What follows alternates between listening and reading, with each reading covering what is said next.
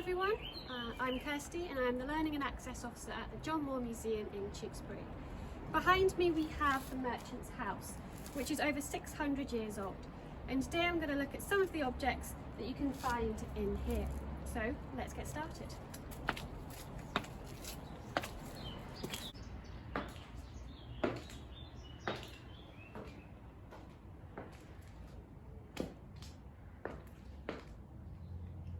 Workshop at home with Tudors, one of the things we look at is this room here. This is your kitchen, living room and dining room all rolled into one.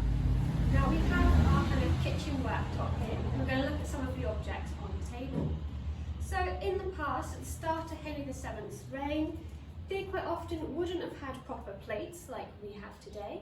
They would have used very thick, stale slices of bread. And during the meal, the meat juices would soak into the bread, which would then allow you to eat that at the end. Sometimes the rich would then have actually collected up these kind of bread trenchers, and they would have actually been given as alms to the poor at the kind of the bottom of the gate as a form of charity.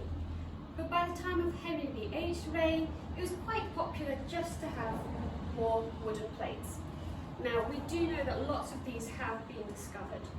Now it's got a central circle in the middle for your food, and it's got a small little hole at the top where you can put your salt as well, just to season the food. Now, if you did have a little bit more money, you had plates made of different materials. You had kind of pewter plates, but pewter does scratch quite easily, so you didn't want to be cutting any of your food on these kind of items. So things like your porridge, anything using a spoon would be perfect for these. We even know at the court of the Tudor monarchs they had silver plates and gold ones as well, and they would arrange these on cupboards all along the banqueting hall so the guests could see just how much money they had. And it wasn't just the plates which would let you know how rich someone was, but also the cutlery as well.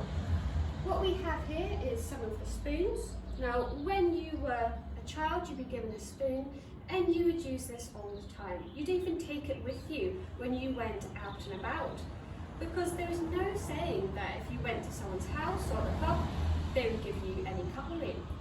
So this one has got a small little acorn at the top, which was quite popular, for it stands for immortality as well. If you were lower down the social scale, you may have had one just made of wood instead. So it is fascinating what you can find on a kitchen table to let you know just how much money they had in